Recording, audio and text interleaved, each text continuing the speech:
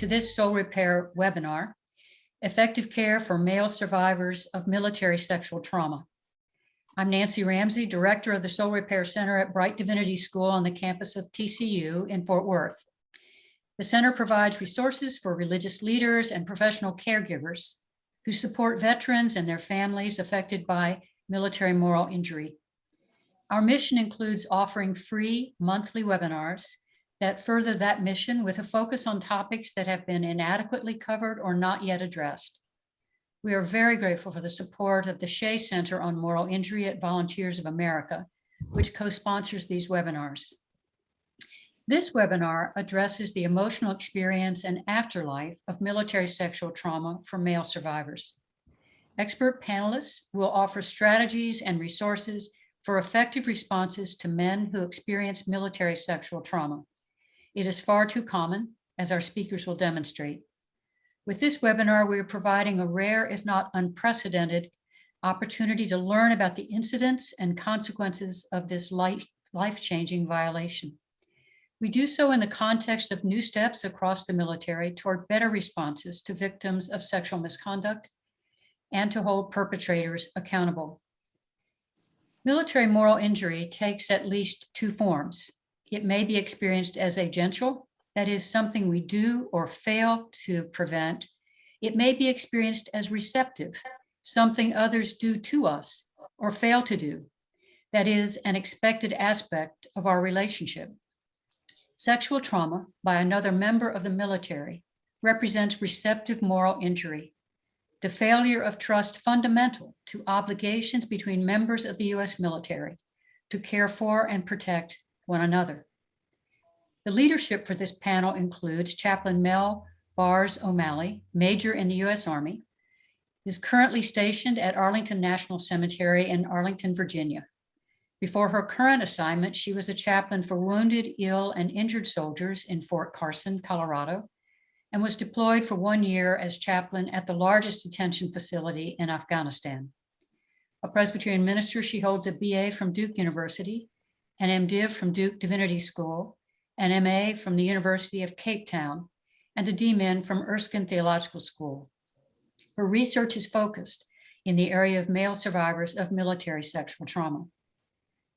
Reverend Dr. Kristen J. Leslie is a professor of pastoral theology and care at Eden Theological Seminary, St. Louis, Missouri. Dr. Leslie is a feminist pastoral theologian. She addresses issues of survivor resilience in the aftermath of sexualized violence in the United States military. She speaks on college campuses and in post-genocide contexts. She has served as a military sexual trauma MST subject matter expert for the U.S. Navy and Air Force Chaplain Corps. She's a member of the Soul Repair Center National Advisory Board. Chaplain Ibraheem Raheem, Lieutenant Colonel, U.S. Army. Chaplain Raheem is currently the Director of Clinical Pastoral Education, Walter Reed National Military Medical Center. Initially, Chaplain Raheem entered the Army as a nurse with deployment in Germany. In 1999, he began his service as an active duty U.S. Army chaplain. He has been deployed in Korea, 2 tours in Iraq, Germany, and various locations in the United States, including his current assignment at Walter Reed National Military Medical Center. He is a member of the Soul Repair Center National Advisory Board. Our program will include presentations by each of these persons, then time for conversation among them that will be followed by attention to your questions approximately an hour from now. To help all participants focus on the webinar, please submit your questions through chat. We will give priority to those questions during the Q&A. I want to express thanks to Kyle Fauntleroy, a Director of Development at Brite, a founding member of the Center's board, and a retired captain in the Navy Chaplain Corps, who will host the chat. We appreciate also the production expertise of Sam McAllister at Volunteers of America.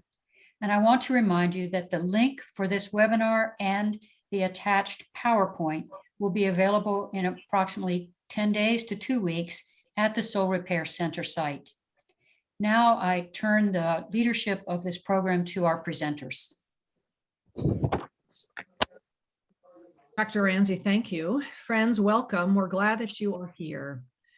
In the first months of his new appointment as President Biden's Secretary of Defense, Lloyd Austin III issued an order to review how the Pentagon had been handling military sexual assault cases. If Secretary Austin embraces changes found in the report, he will be the first Secretary of the Defense to do so. As this comes into the attention of those in power, we thought it was a good time to reflect on military sexual trauma, and particularly for men, so that we can understand it, support those who experience it, and discover actions we might take. So I'd like to thank the Soul Repair Center and its director, Dr. Nancy Ramsay, for sponsoring the webinar today. The Soul Repair Center does groundbreaking work on educating our communities about moral injury and its deep effects on service members, their families, and their communities. Many of you know that moral injury is often framed in terms of military-related traumas, most often in relation to combat exposure. Today, we'll look at a second type of military-related trauma, which is military sexual trauma as it affects men. In a previous webinar sponsored by the Soul Repair Center, colleagues and I addressed the topic of women and MST. While there is an overlap in trauma response and trauma-informed pastoral care for women and men, we know cultural narratives about men and women are distinct, and as such require culturally competent and gender-informed responses. I encourage you to go to the Soul Repair Center website to view the webinar on MST, moral injury, and female survivors. So today, our goal is to offer culturally competent, trauma-informed responses to male survivors of MST that are both pastorally healing and prophetically redeeming. When a survivor of sexual trauma can tell their story in a safe enough relationship, their experience can be received and they feel believed, their healing is less complicated. That's why we're here today, to give information so that care providers can believe, receive, and attend to survivors, and so that survivors can feel believed and their healing become less complicated. So today we really our focus is on survivors so that their healing is less complicated. So if I can have the slide up.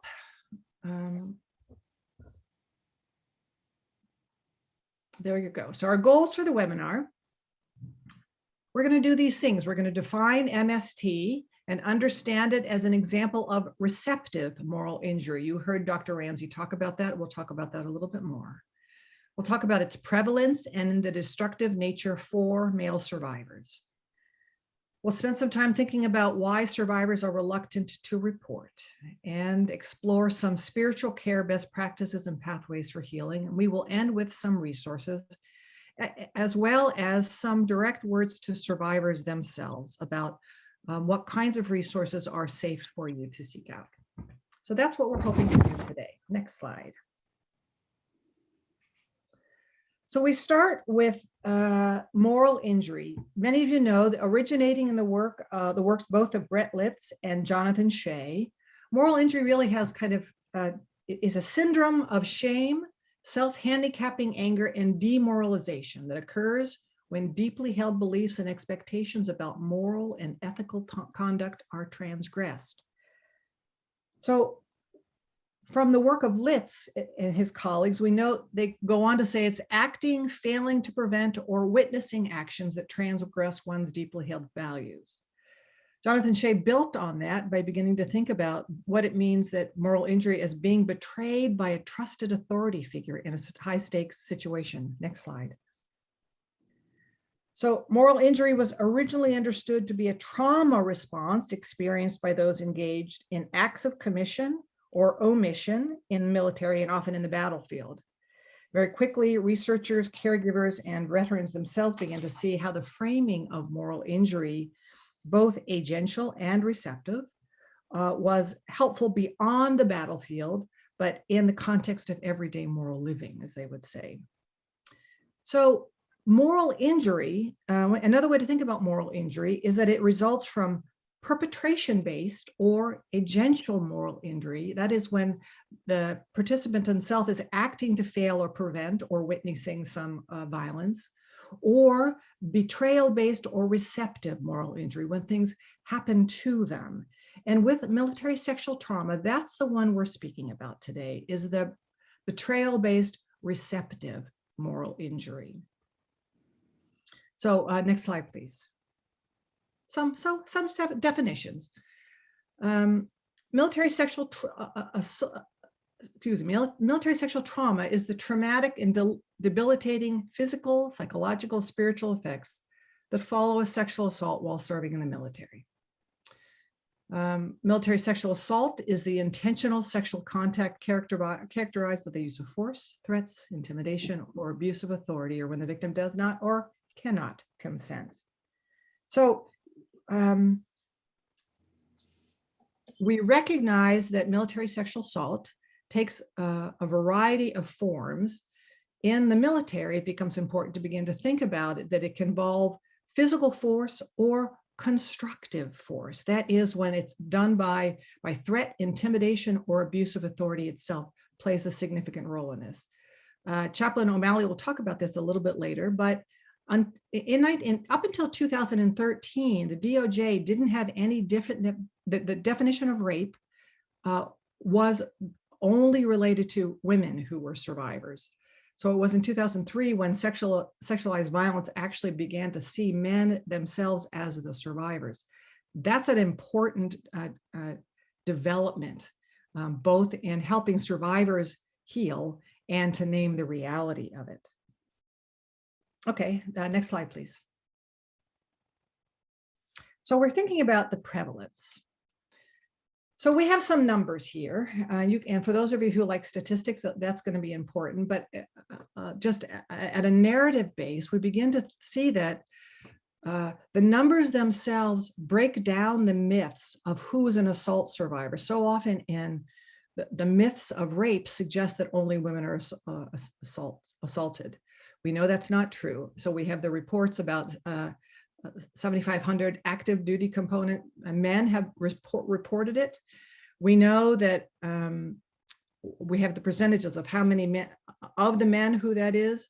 One of the things that I think is an important data point is that while so often we think of women as being the survivors, that is rape being a female crime and women being the victimization, because of the sheer number of men in the military, while there are more men who are survivors of military sexual trauma than there are women, because there are just more men.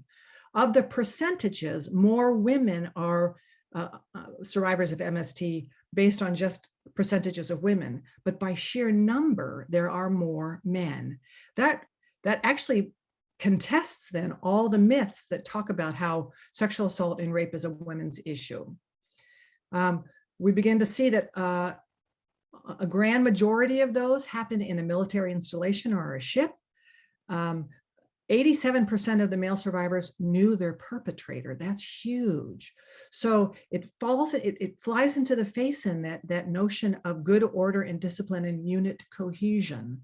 One of the assaults in one of the fallouts of military sexual assault is that it is actually within the unit itself by someone they know. We know that for male victims, the perpetrators are most often men, although there's a sizable majority minority reported female perpetrators. And the statistics show when it is a female perpetrator, it's because they are operating with men. So they're relatively low for just female assailants. But when women and men join together as groups, it's higher. Next slide, please. So one of the things that we know, this is true for men and women, but much higher for men, is that men don't report the crimes. And it makes a lot of sense that they don't. One being because there's such a high reporting of retaliation against the men who report. We know so often what happens is when men report, and Chaplain O'Malley is going to address this more, what it means to their own identity to have to say that you have been sexually assaulted. But so often the retaliation against male survivors has to do with the number who are discharged from service and the sheer retaliation against them. So many choose not to report. Chaplain O'Malley and Chaplain Ibraheem will talk about this, but because of retaliation, because of their own notions of who they are, and because conviction rates are so very low. This is true for in the civilian world as well as in the military world. It's actually more significant in the military world, that while last year in 2018, excuse me, when there were 5,699 unrestricted reports of sexual assault in the military, 6.4% went to court and less than 2.5% resulted in conviction. To go to court becomes another way to feel traumatized if the conviction rate is so very low. Next slide, please. So who are the perpetrators? For men, we know from the research that the types of violence tend to be repeated and physical violent assaults by bullying and abuse and hazing. The perpetrators tend to be in gangs, in groups, so multiple co-workers during work, and it's less likely to involve alcohol than assaults against women. So it's a daytime co-worker event. Research suggests that the perpetrator's intent was humiliation, abuse, and emasculation. The intent was not a sexual encounter. That becomes important to begin to help understand the survivor's experience itself. If the intent was devastation by humiliation and emasculation, you understand why perpetrators, in fact, experience such a deep sense of shame around it. Next slide. So I think we're all right. Thanks, Dr. Leslie.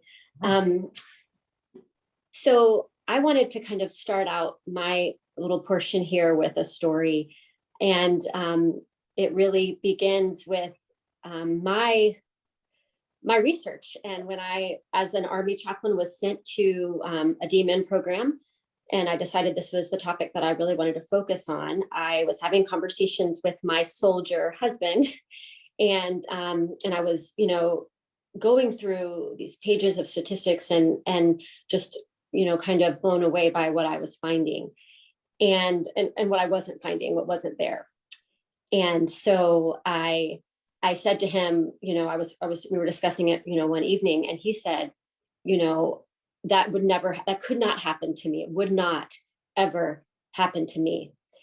And I remember thinking, well, what about if you were outnumbered, or what about if a weapon was involved? What about if someone brought a baseball bat and hit you over the head before you even knew what was going on? And I remember so clearly, he was quieter, but he said, still with a passion, it would not happen to me. And as I reflect on that and think about where that comes from, and it's not just about the military, of course, but in our military system, concepts of masculinity are so vital, important, and they are the building blocks of how we understand success, a successful soldier, warrior mentality. And so it's so important to kind of look at some of those concepts and constructions. And we think about the ideal male and what a real man is. And of course, that equals, and we're not limited to this, but we think about strength and power, being impenetrable. Those things keep us masculine, keep us warriors. Whereas with feminine, that equals weakness, oftentimes emotion, all the other emotions, but anger, I guess, is okay. And vulnerability, being vulnerable. And in the research, what I have found, as I'm looking at concepts of biblical masculinity and also, modern kind of understandings, our culture of masculinity, so often there are the two poles, whereas male is what what it's not, and it's not female. Male is active, female is passive. And if all else fails, to be a good man is to not be a woman in any way. Next slide. So that's really where, looking at even the definition of what rape is so important to just take a moment. I know Dr. Leslie mentioned it, but it wasn't until 2013, so not quite 9 years ago, when this definition was changed, the DOJ definition of rape. So before 2013, it involved a female. And we know, of course, that it was not always females who were survivors of this kind of crime. And yet, what message did that send to male survivors, right? And even now, we have an important change, and it is a change that reflects culture and reflects how we understand things. But also, as we know, that culture shift is not automatic. It's not overnight. And so now, the definition, it encompasses a much wider audience. It's not, wedded to gender, to biology, and yet still those cultural concepts and ideas still persist. And that's important to kind of keep in mind always. Next slide. So as we understand masculinity, it is not a surprise or a stretch to then understand masculinity in crisis when something like an assault, sexual trauma happens. And in the research that we have, it looks like 68% of those who were surveyed report crisis of masculinity, and 70% are crisis of sexual orientation. And the other piece of this that I think is worthy to note is that there's also a vocational crisis. So if, as soldiers, all of us, we are trained to be not impacted by emotion, to kind of control ourselves so well that these external factors on the battlefield or off the battlefield, no matter what, they do not penetrate and they do not impact us, so that we can be successful. And so there is such an emotional disturbance that often happens in the aftermath of MST, that this can make any survivor, and particularly a male survivor, feel a sense of loss of control. And that's where the vocational crisis comes in, because the loss of control may feel like loss of identity as a soldier, as a warrior, as a member of the military. Next slide. I thought this quote just really encompasses, and so this is a quote from a male survivor, and he speaks for himself. And everyone can just take a moment to read this. But for those who cannot read, I will just say, he says, "I'm a male survivor. I was drugged, incapacitated, sexually assaulted by a former staff sergeant from a previous command, a fellow Marine, while on active duty. After this heinous crime, I was humiliated at the thought of my helplessness, while a man and fellow Marine took advantage of me sexually. After 2 months of nightmares, anxiety, depression, and confusion, my world as I knew it was falling apart. I feared being blamed, retaliated against, and I was embarrassed." And one of the things that I take away from that amazing statement, and the bravery, of course, for him to speak and to be so transparent about his experience, is the double trauma of what he went through. So not only did he experience the trauma of the sexual assault, but it is when he talks about humiliated at the thought of my helplessness. And the idea to share that's another trauma, and actually probably many, many more compounding. So not living up to the expectations of not only what a man is, but what a Marine is. Next slide. So Dr. Leslie mentioned some of the motivation factors, but I feel like it's important to kind of state this again, which is that this all stems from a patriarchal system where hegemonic masculinity, which is that ideal man, ideal masculinity, and heterosexism are valued the most.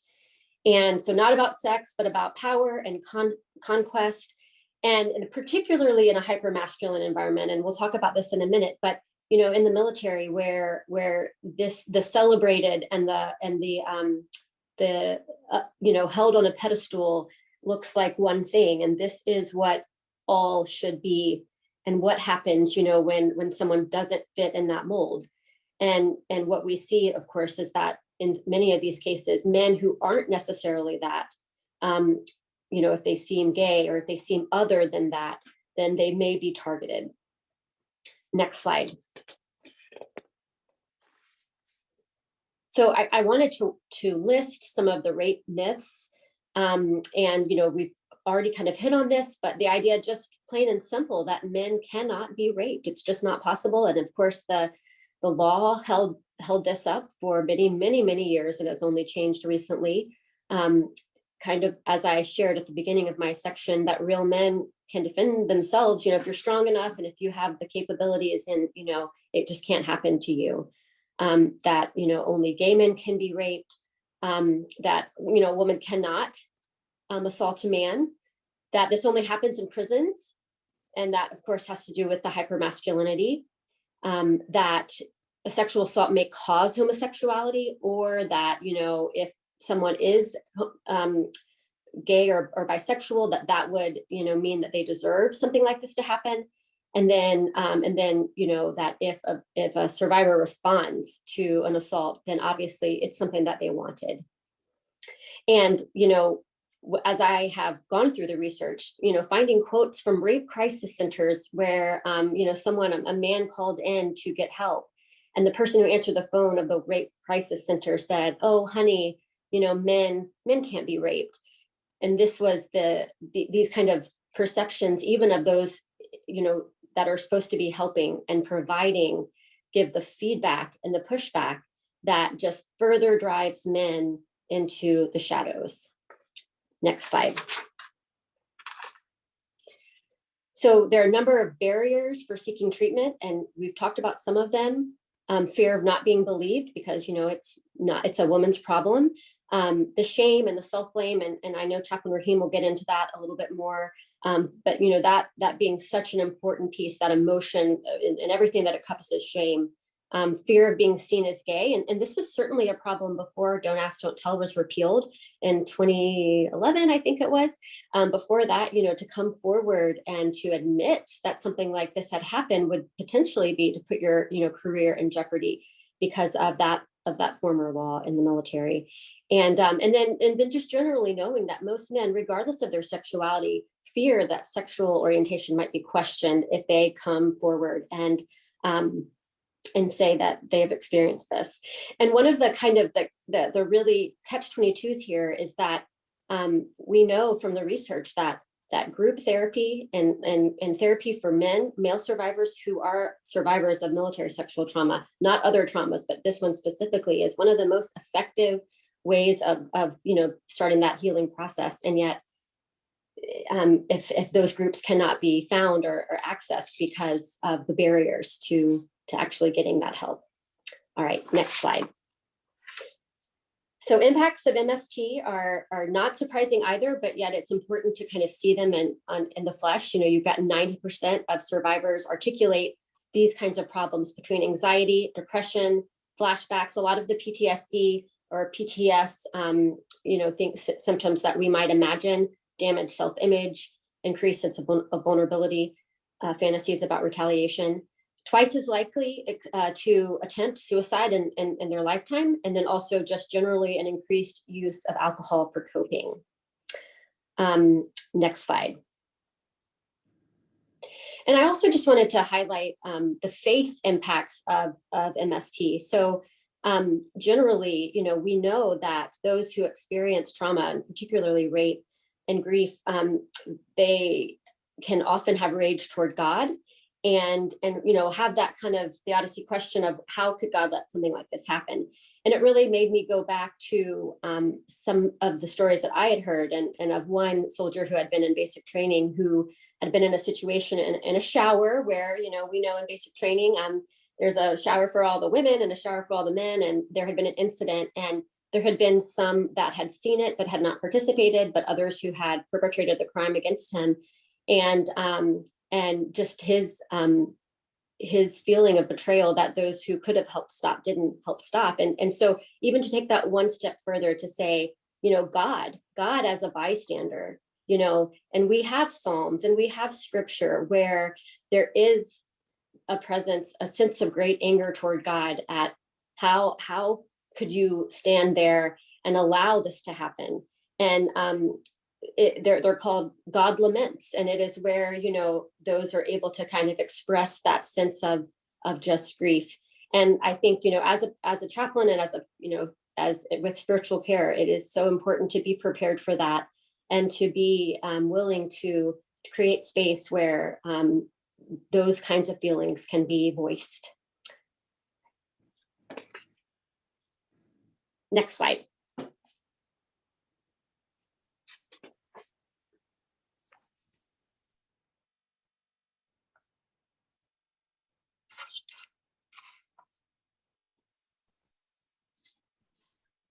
Okay, I believe this is where I pick up. Thank you, both Kirsten and Chaplain O'Malley. Moving into the spiritual care framework, how do we begin the process of caring for someone with MST who's a male? And it's an important part of this work is understanding the role of shame, both as a moral and spiritual injury. The moral side is, what they've always known to be right and wrong. And the spiritual side is, from their faith perspective, are they somehow now ostracized or outside of the community? So as I was thinking about this and the times I've engaged this with service members, one of the most important things to do is have an awareness of how this event might have damaged a person's identity, how they view themselves as a service member, how they view themselves as a practicer of faith, how they see themselves as a man, their self-worth, and all those, aspects. And, even within their culture and family identity, those things are all shattered. And so putting together, a delicate form of spiritual care is important in this moment, because we don't want to make things worse. We don't want to cause more harm. So we're thinking about that initially when we engage this type of care. In doing so, we demonstrate and model transparency. So we may share some part of our, journey, our own spiritual journey, where we weren't, we didn't have it all together. We didn't know where we're going to go from that point. And so that sets the tone for, okay, I'm not holier than thou. I understand that this is a very difficult time for you.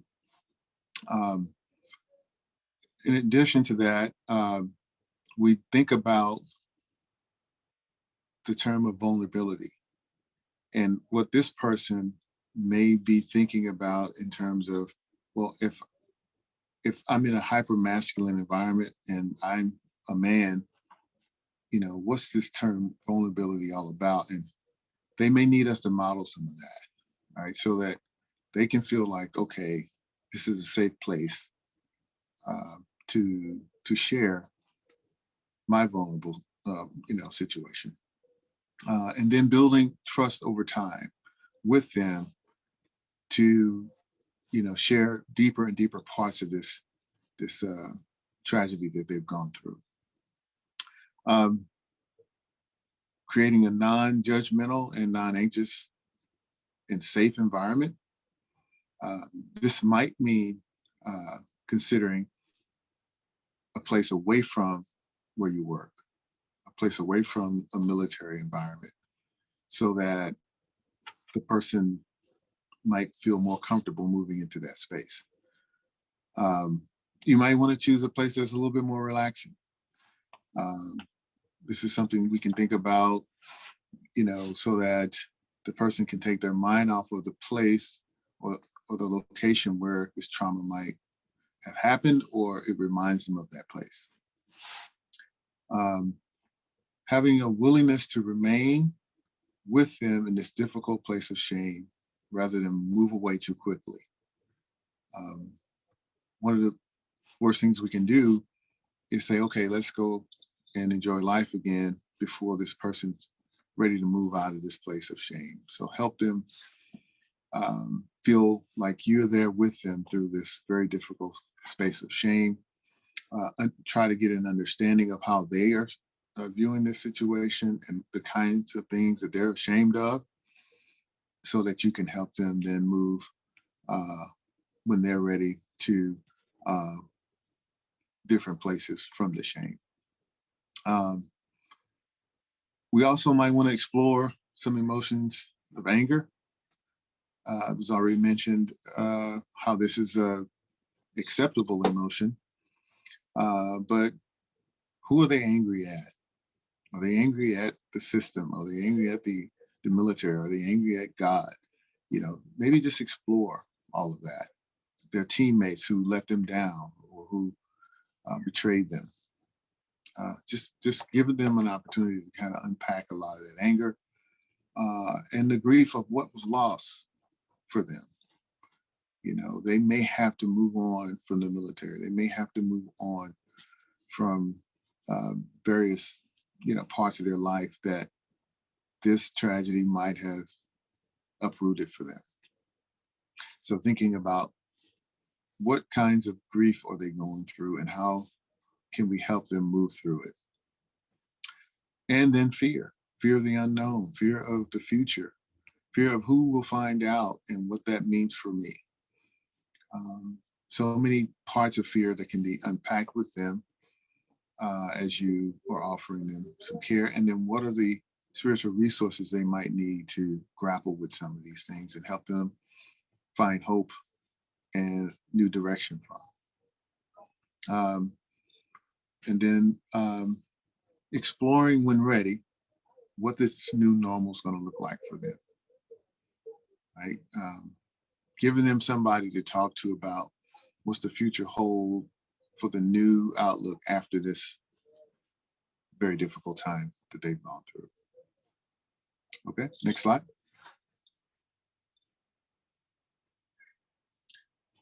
So some of the things we don't necessarily think about, but we probably should as we're developing our care is what's different across cultures that we might need to think about for one person that's different from someone else.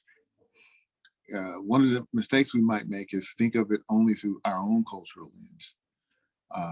And that might start with just what is the military culture like in this unit?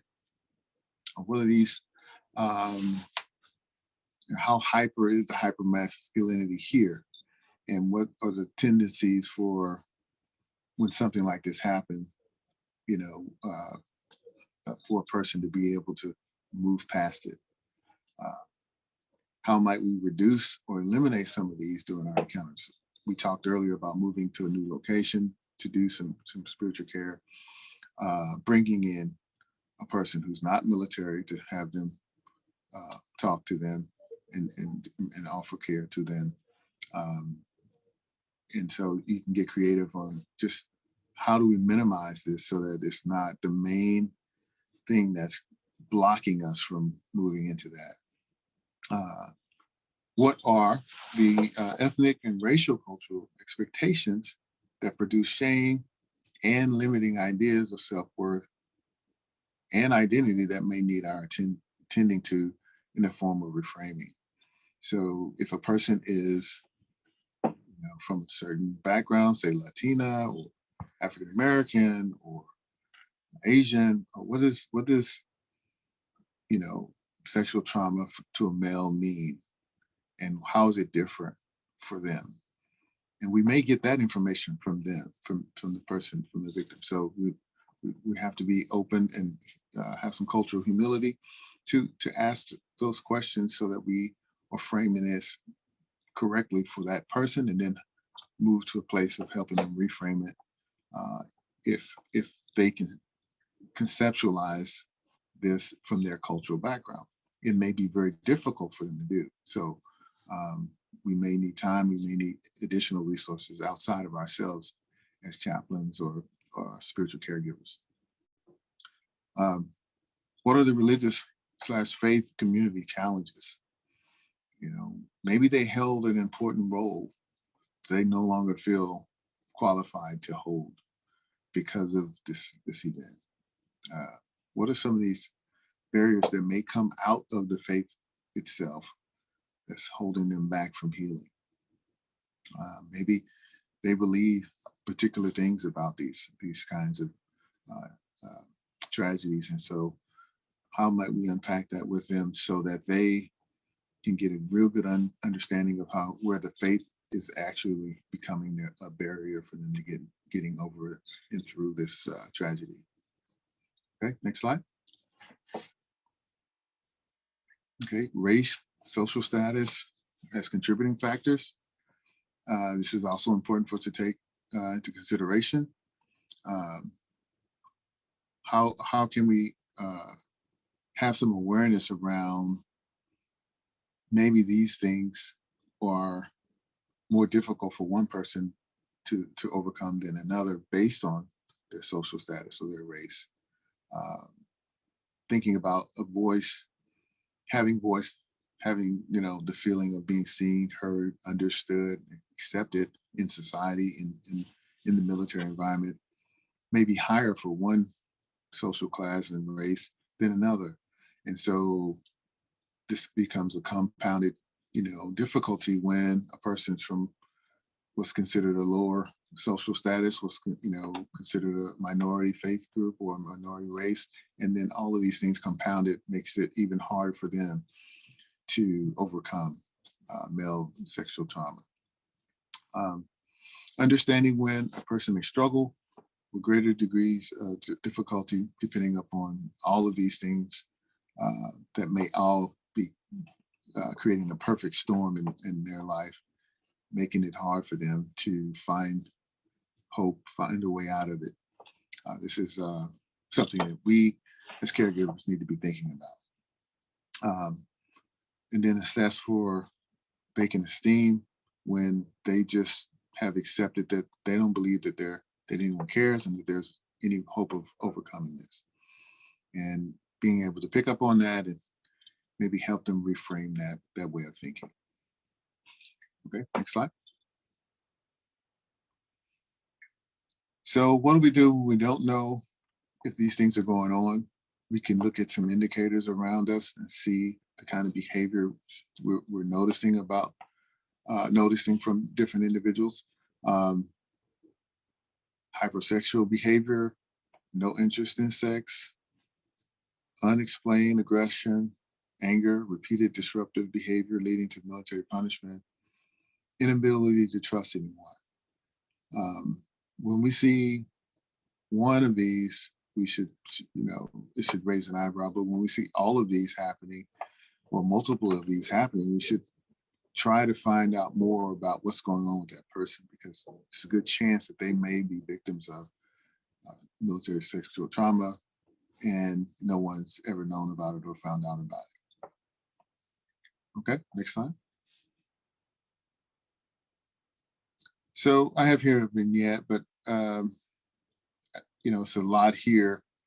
So what I want to do is just maybe summarize it and just say how I engaged a service member who was going through this military sexual trauma as a man, and he really didn't know how to approach it, but because we had built a good relationship, he eventually found it in himself to trust me, to approach me and ask me if he could talk to me about something important. And so not knowing what this was about, I said, sure, let's make some time to meet in my office. He said he'd rather not. And so we ended up finding a place away from the work environment. So this is one of the situations where I didn't even know that this was a military sexual trauma case, but when the person indicates that they don't want to be around the work environment, that's another clue, that this may be something deeper, more serious that they needed to talk about. And so we went to an outdoor, safe, relaxed environment, and then this is when he started to share some of the things that went on with him. And once I got over my own shock and anger and frustration, I was able to see and understand the things that he's going through and trying to figure out what to do from here. And so as caregivers, chaplains, those who want to help, it's important for us to be prepared to move out of the way ourselves and try to walk with someone in these very difficult places. That's really, society hasn't really been shaped for them to get care and get help. And it's risky for them to open up about it and try to get healing from it. This was a good situation where he stuck with me, and we worked it out, and I stayed with him until he was ready to get more help. It doesn't always work out like this, so we have to be ready to engage these situations as they come. Sometimes, again, it can turn out even more difficult, and we may have to seek help from outside resources to meet us somewhere else. But in this case, he agreed to go with me to get help. And so I want to stop here and I guess turn it back over to Kristen.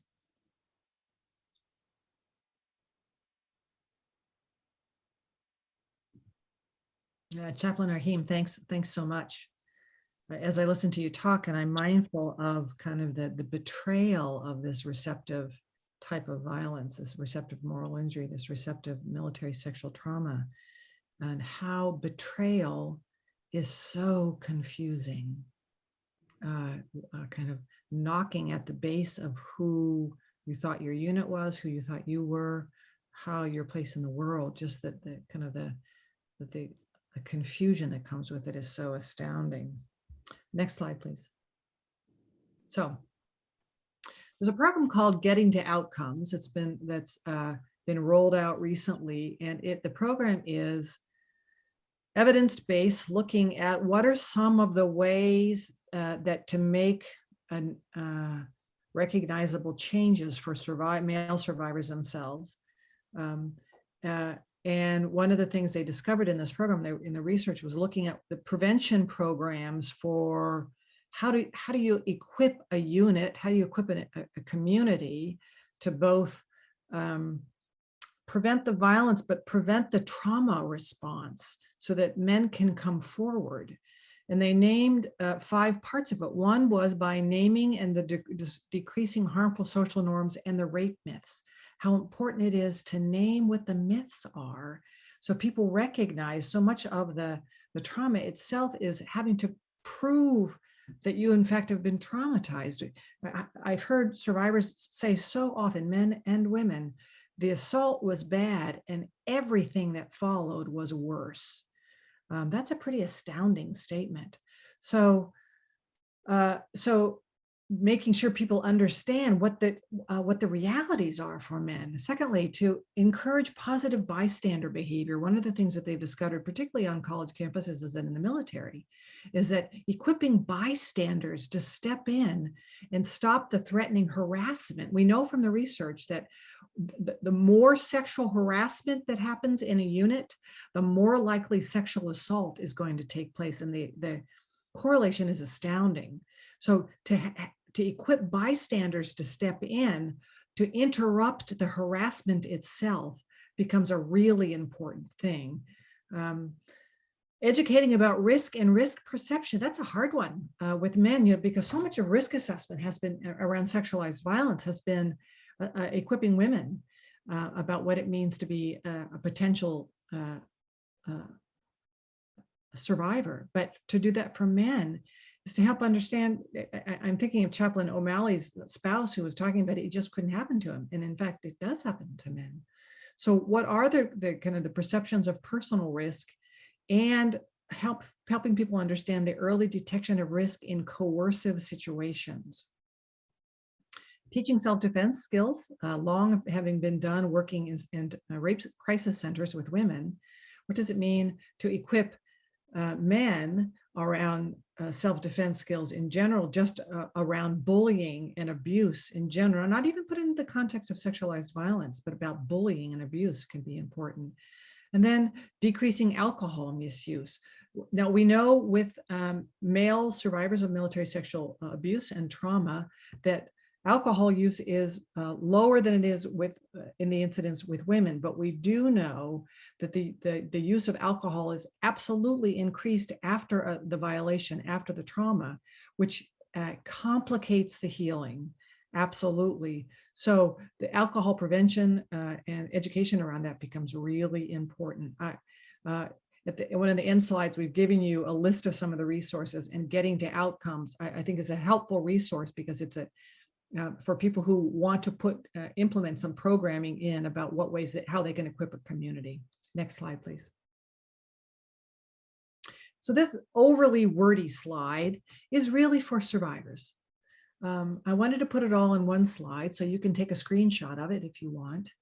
But for those of you who are survivors, I want to talk directly to you.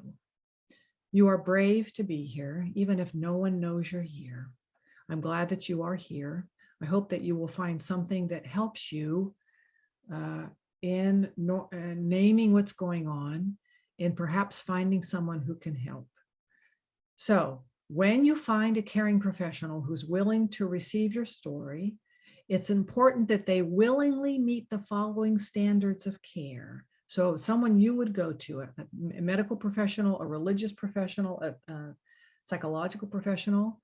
It's fair to assume these are basic things that they will do. They'll understand your assault as violence and not bad sex or not just a really bad case of bullying. That they can keep confidences, that they assess for your safety and possibly that of your family if you're concerned about that. Believe that when you what you tell them is real and causes you to suffer. If you feel like you have to convince them that you are suffering, they are probably not the care provider for you. That they affirm that the violence was not your fault.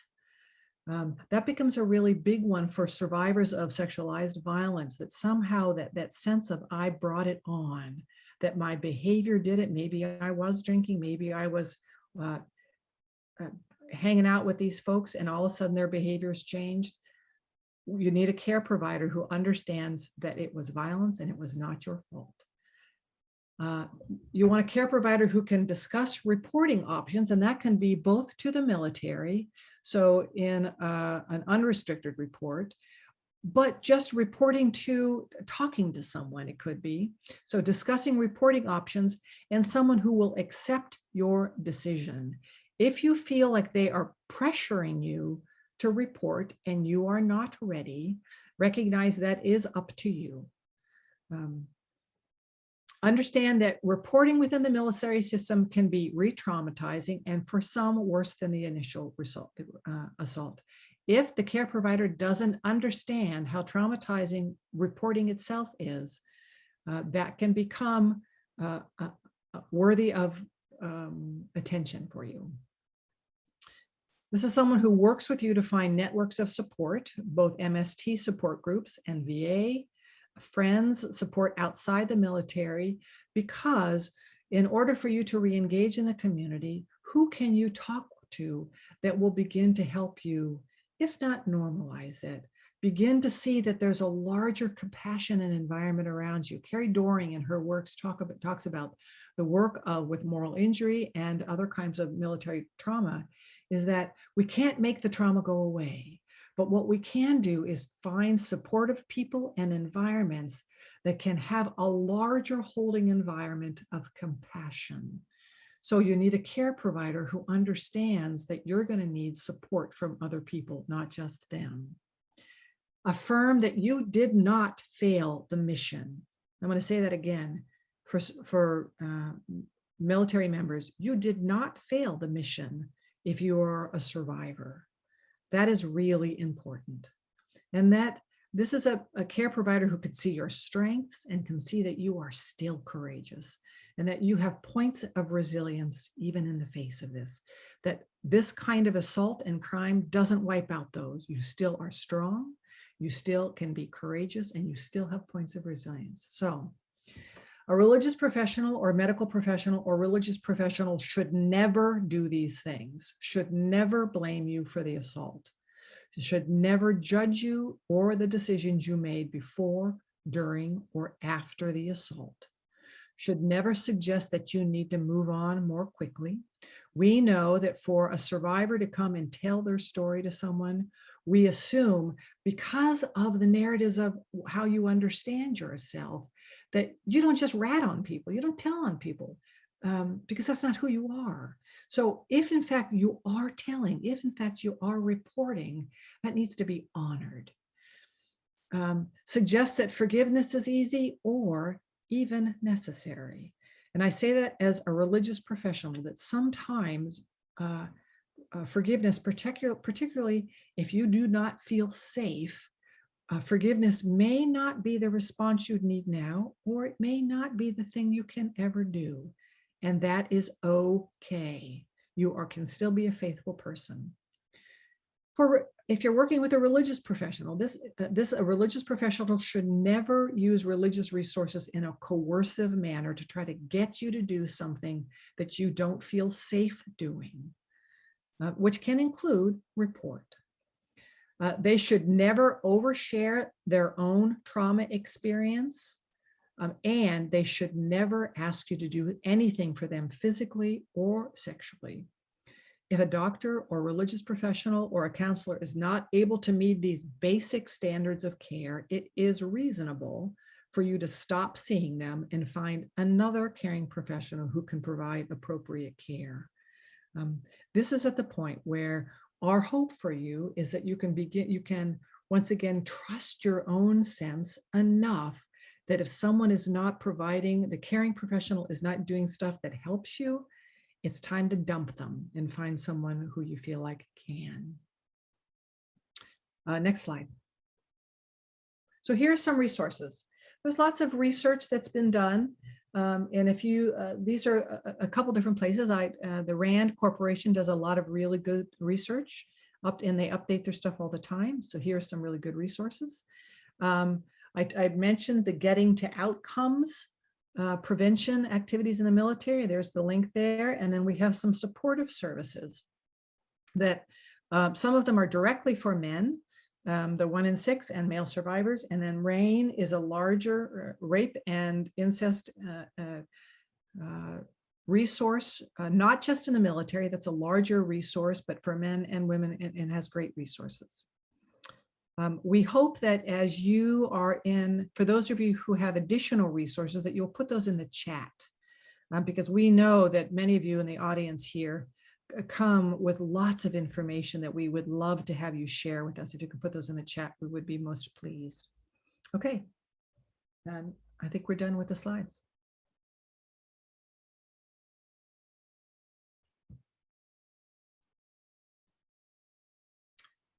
Chaplain O'Malley, do you want to take it from here?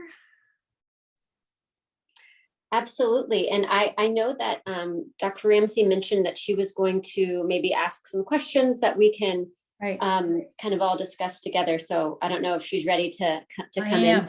Okay. Because we're at 3 o'clock. So our time for conversation among the three of you needs to, I think, what I'd like to do is share some of the questions that came through chat and invite you to elaborate those. Would that be okay? If prior to that, if there's something, burning for one of you regarding the comments of one of the others, this would be the time to do that. Okay, I'm going to move ahead then. So one of the things that I wanted to mention is that folks are asking about the ways of, how should, is there an advantage, for example, to have a caregiver of another gender? Is it easier for a survivor of male sexual trauma to talk with a woman chaplain? Or is that sometimes the case? How might a chaplain sort this out? Well, I mean, I can start off just by saying that in my 10 plus years of Army chaplaincy, I've had not just survivors of MST, but a variety of people from a variety of different reasons for coming to the chaplain express that my gender was helpful. And I would, some of those there's overlap. So of course, just the idea that I wasn't a man that might potentially judge, the emotion or some of those, some of the expression that could come out of a very, tender and, a conversation or a subject that was just, that would bring up a lot of those things. So, I mean, I personally have seen myself where it's helpful, but I also wouldn't say, gosh, well, a male chaplain, couldn't do it, because I think, as Chaplain Raheem kind of voiced, there are some ways that we can have a posture and kind of a countenance that does make it safe enough, hopefully, for that person to speak honestly. Mhm. How do you find the function of a religious tradition or the absence of it might affect a survivor's experience?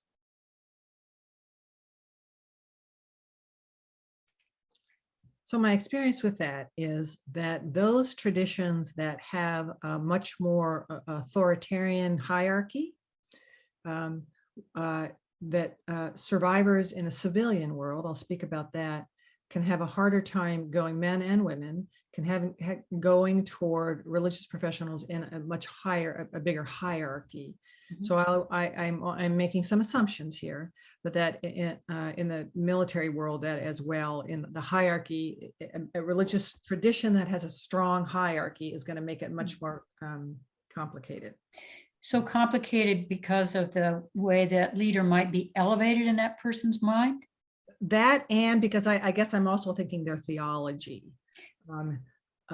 So that I once had a person, a man tell me that as he told me his story, that he felt shame and he felt dirty, and God don't like ugly.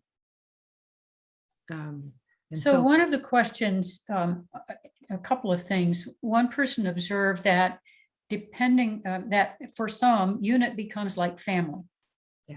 And to what extent is there an overlap between what we know about incest, for example, and military sexual trauma? It's probably the best metaphor there is, unfortunately, for this, for survivors and for care providers to understand the interaction between them, to understand mm-hmm. this as a matter of incest. Mm-hmm. Do we have any data? I want to go to a topic that Chaplain Raheem talked about. Do we have any data about the ways in which either heterosexism or racism functions in the anger that seems to prompt sexual trauma, military sexual trauma? Are you asking the question about the anger that prompts the violence? Yes, I am. I'm asking about because I can't help but think that there are occasions when either of those or both are a part of both expression of anger and then the reception of that anger. Maybe we don't have any statistics to help us on that. I don't know.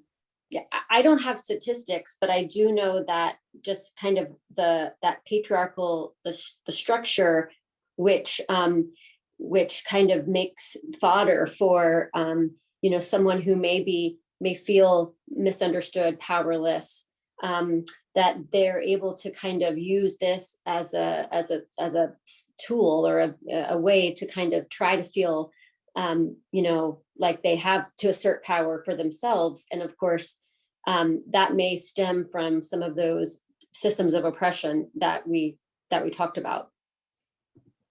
Yeah, and if we could just go back just a little bit, when we start looking at the preference of the individual and who they think will work best for them, and say a religious figure, we have to remember that it depends on who the perpetrator was to them. There's all sorts of instances where the religious figure has been the perpetrator. So we have to be careful and think about that. And I would even add, what was their relationship with their mom versus their dad?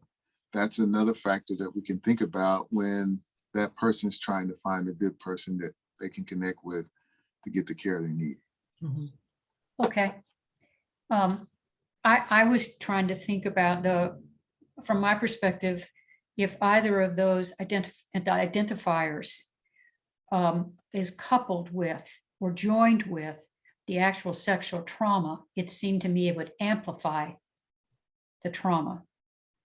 And that, because it would be multiple forms of oppression and vulnerability. I agree with that. One of the groups that this center seeks to assist involve religious leaders of any tradition.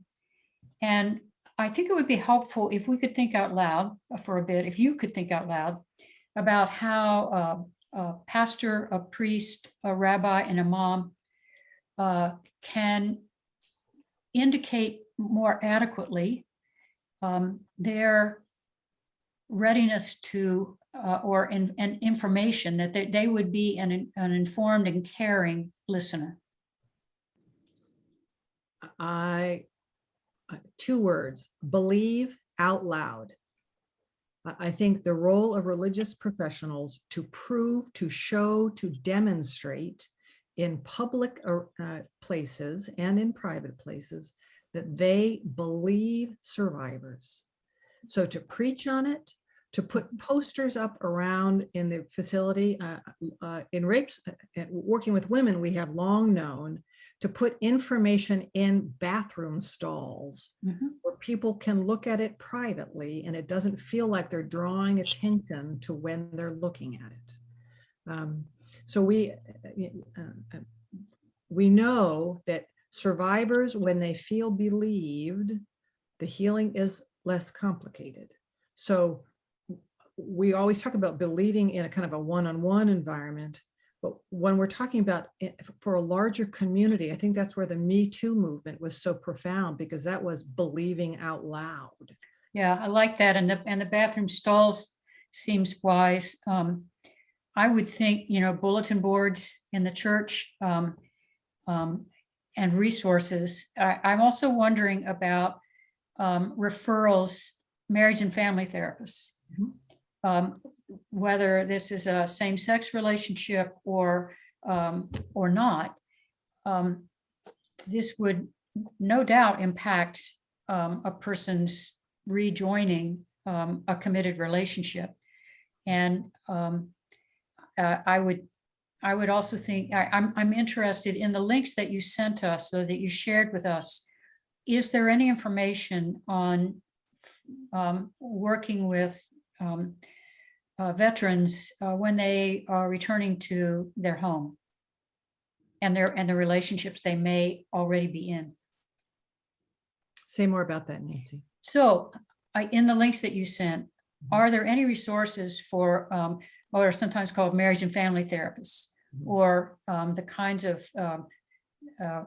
resource networks for persons that are better equipped to understand this trauma and its devastating consequences? Yeah, so I mean, let me make sure I'm on. From what I have seen, and I mentioned the whole idea of, the group therapy being one of the most powerful tools, but yet you can't get to that if you don't know where to go. And as I really took some time before this to review the 1 in 6 and the other site that was right below it, I was really, that was not, I don't remember seeing that, 5 years ago when I did this DMN. And I'm like, wow, things have really kind of gotten more out there and visible. And so that is very powerful. And as I read through some of the stories, so they have men who are willing to tell their story, and that's highlighted on this website. And so I had tears in my eyes reading these and thinking about and addressing exactly what you said, how to have intimacy with a family and anything that is healthy when this was never addressed. It was something that happened many years ago, but yet, and so all of that really is voiced in a really helpful way, at least at what I was looking at. And just to kind of also, as chaplains, I know, for me, what I try to do is talk about that this is my passion and my research, because I don't know who it's gonna, whose ears it's gonna fall on, that maybe I could be an ally or someone that they hear later on. I have people that, reach out later, years later, to say, oh, I remember you said this was what you were doing, and I have someone that needs to talk to you. And so I do feel like that's something that, I feel is important as a chaplain, to just be vocal about this is important and I care, and it's something that I personally am want to talk about. The RAIN, the resource, the last resource on the last page there, the RAIN network, that's the place that you would find therapeutic resources, because they have a large log of all sorts of resources that are helpful, including therapeutic ones. What kind of training do VA chaplains get? Since if I understand correctly, if a veteran were seeking help, the veteran needs to begin with the VA contact, don't they?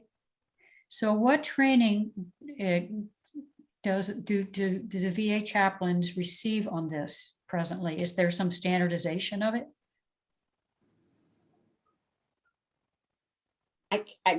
Since I'm not in the VA, but we as military chaplains don't really have a training that I could speak for the Army. That's something that I've actually recently been approached to try to design a training for Army chaplains. So I'm not sure about the VA, but I know in the Army, we don't really have a training for this. Yeah, Chaplain O'Malley, I think it has a lot to do with part of what you shared, and this idea, even though the definition changed back in 2013, but there's still this idea that there's no real need for this. There's no real issue with this, but the data says otherwise. And I think part of what we can do is initiate some training and initiate some awareness that's not there. So in the Navy, Air Force, Marines, they have done training in 2014. I did the training. So there are some resources out there for some of the branches. So which branches did you say? Navy, Air Force, Marines. Okay, you Army folks, get with it. I've mentioned it many times, but the Army sometimes, what can you do? I think, thank you for this, Nancy, because I think this will maybe get some juices flowing for some people who may have some misconceptions. What data, if any, I'm watching the chat, and I'm going to keep raising questions. If I see another one come up, I will share it. But one of the questions I have is if on way back on slide 7, you indicated 97% of the assaults were not reported as a crime, and 66 reported retaliation after filing. So that led me to wonder, what correlation is there, if we have any way of knowing, is there between military sexual male on male military sexual trauma and suicide attempts. So there are more, I think Chaplain O'Malley had a slide on that, the incidence of suicide attempts is much higher. I'm sorry, Chaplain O'Malley, can you? No, so the slide, and I would have to actually go back to get you the citation, but it said double over the span of a lifetime, twice as likely to attempt suicide. That's pretty significant percentage then. I think it's important to remember by the time men report that it wasn't like they were out, just had one evening and decided, oh, tomorrow I think I'm going to report. That they've already had to cycle through all sorts of trauma responses and having to cycle through recognizing it is seen as so counterintuitive to report because real men don't report and because the military training itself would say that unit cohesion, that you keep moving forward, and because the incidents of reports are so devastating, and the narratives that go around is that it doesn't help and it does hurt. It creates problem that when people eventually do report, you can assume they have cycled way down. Their need for help is much more immediate. I could also imagine that if this violence happened when deployed, right, when there could be an occasion where military personnel need the protection of another who might have raped them the night before, gang raped them, but they're on the battlefield together. That's pretty traumatic to imagine. Yeah, it's almost like people don't want to admit it. I remember what Chaplain O'Malley offered with her husband, and how it's easier for men to just say it's not going to happen than to imagine that scenario that you just offered us, Nancy. So there's a lot of denial working out there in the force, and there's a great need for education. So I heard Kristen say that she gave the training to the other services. So I hope we can figure out how to get her to come talk to us. Yeah, right. What questions do you have for one another? Then I'll come back to another question that I've just noticed from a member of the audience. I have a question for both chaplains. When you think about the caregiver's response, particularly for military caregivers, for whom, we're often talking about reporting, which means reporting up the chain of command, but also outside the chain of command. I've done trainings where other military caregivers have said, trust the system, report to the system. How do you work with survivors when that's hard to say?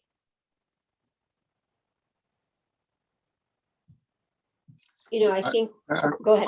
Go ahead, Chaplain Raheem. Well, I just want to make sure I understand her question.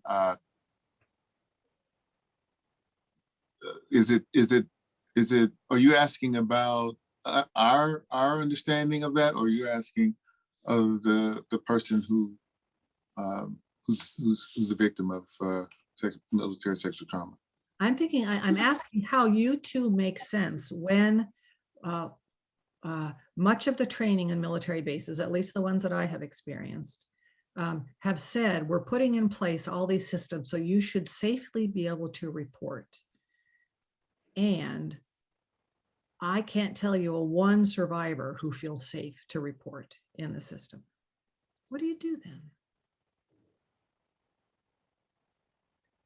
I think the awareness around the organizational trauma and the nature that, the place of trauma is the place where the resources are, is such a tricky system, right? And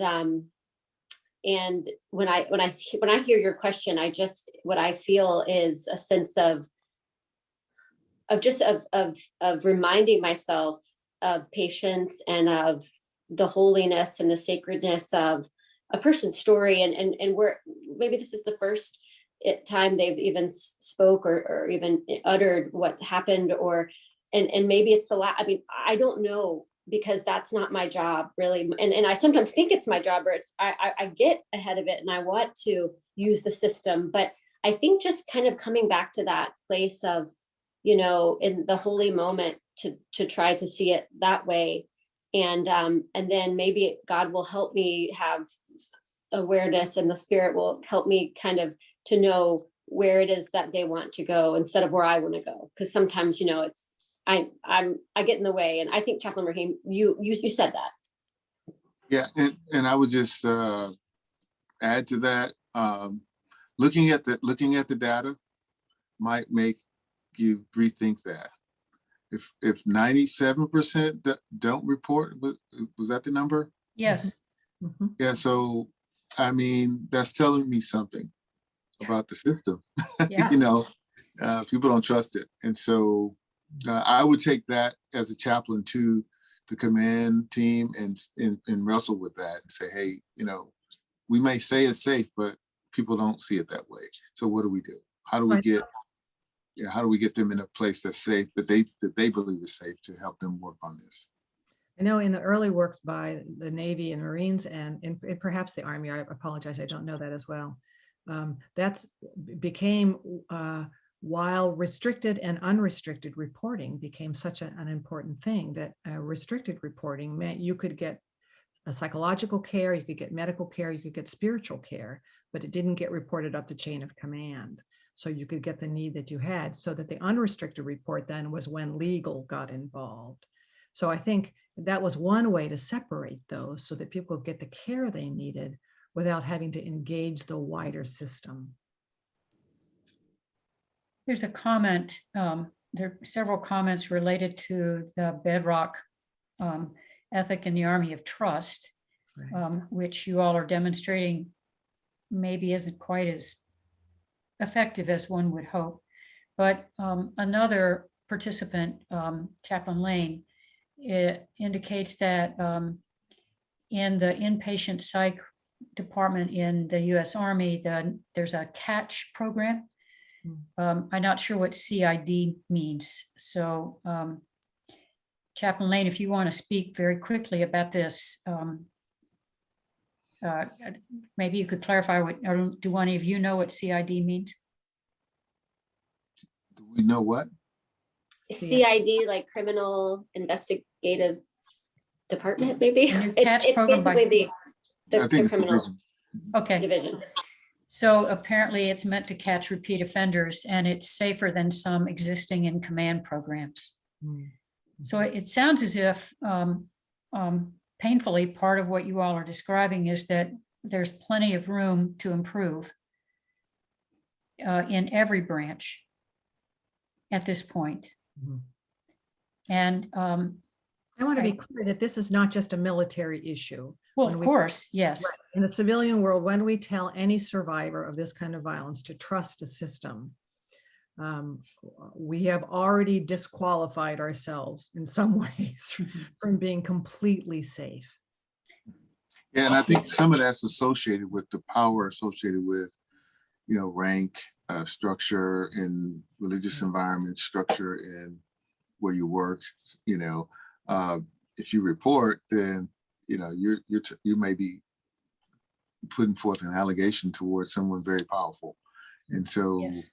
those things kind of don't go together. So it's hard to trust that you can depend on that system if someone with rank or power was an offender. Kirsten Gillibrand's work to try to get reports outside the chain of command have Yes. been so significant, and she's worked hard for a long time recognizing to get the reports out of the chain of the command, which in family systems terms opens up the system to outside review. No system likes that. Right. And that's the way that you change a system. Yes. Mhm. Right. Let me see, I have a new message, so we're getting close to the end. oh, one of the observers, one of our folks watching, talks about how most military sexual trauma survivors leave the military and end civilian life, but obviously they re-enter civilian life needing a lot of help and education. And yes, I understand the point about that she raises here about educating civilian caregivers. So I'm interested, can you again repeat, Kristen, which of the links would one go to? RAIN, RAINN, the RAIN network.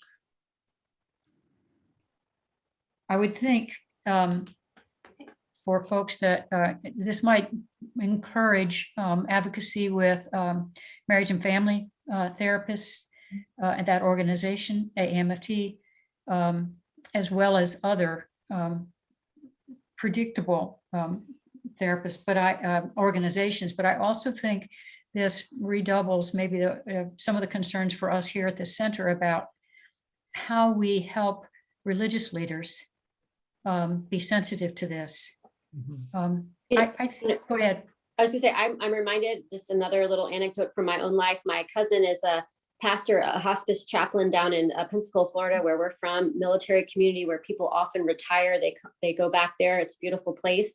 And he called me about a month ago after he had a conversation with a 30-year Army soldier about moral injury. He had never heard of moral injury. And he explained what was very clearly, I mean, it was textbook. We've been talking about this for years, pretty much ever since I got into the Army, and he had never heard of it. And so I sent him some resources, and it reminded me that I do feel like, the communities where there is likely to be a high number of retirees, the partnerships there between those of us who do know and have been around and those who are going to be on the front line when these soldiers take off their uniforms and, are showing up in church are so important.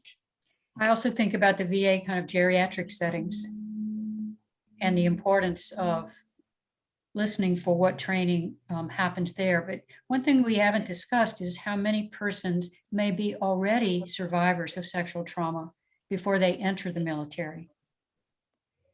Because the incidence in the culture is remarkable.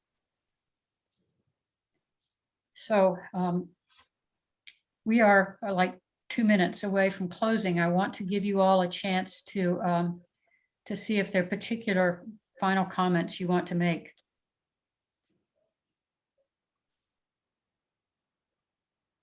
So one of the comments that I think is important for all who are attending the webinar is to recognize what in our cultures, whenever there are larger cultural narratives that dictate what real suffering is, part of our role is to educate ourselves and to believe out loud, to find ways to believe survivors, because it makes their healing less complicated. Yeah, that believe out loud is important. Thank you. Anybody else? Yeah.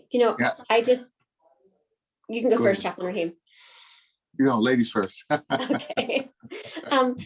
Just from the stories I have in my head, right now, just to remember that, it is such an honor to hear a person's story, and the power, that comes from that being voiced and by that being received, by someone who is compassionate, empathetic, who's willing to listen, and the kind of the holy moment that presents both for the hearer and for the speaker. And so if I think of anything, it's just how in awe I have been when I have been able to hear someone, and I'm grateful for that. Yeah, I really had something similar to say, so I can't top that. So we'll just leave it at that. Well, that gives me an opportunity to thank those who participated in this program with us. And I noticed that one of our observers is suggesting that maybe the Hampton VA Medical Center has a program for males and female survivors, but not sure about other VAs. That may be something that we want to pursue professionally just to get more information. I want to thank the three of you for this groundbreaking webinar, for the research that you've done, for the expertise you've brought to the field. And I want to thank our participants. And I want to remind everyone that in no more than 10 days, the link for this webinar and the PowerPoint will be at this website of the Soil Repair Center and will remain there. So I also encourage you to talk to your colleagues who might not be on this webinar and encourage them to look at it, remembering that there are links for further information that could be very important. And I thank you three in particular, and also Kyle Fauntleroy for managing the chat, and Sam McAllister for handling the Zoom webinar so effectively. I thank you all, and I hope you'll continue to participate in the programs of the Soil Repair Center and watch for our next one in October. Thank you all very much.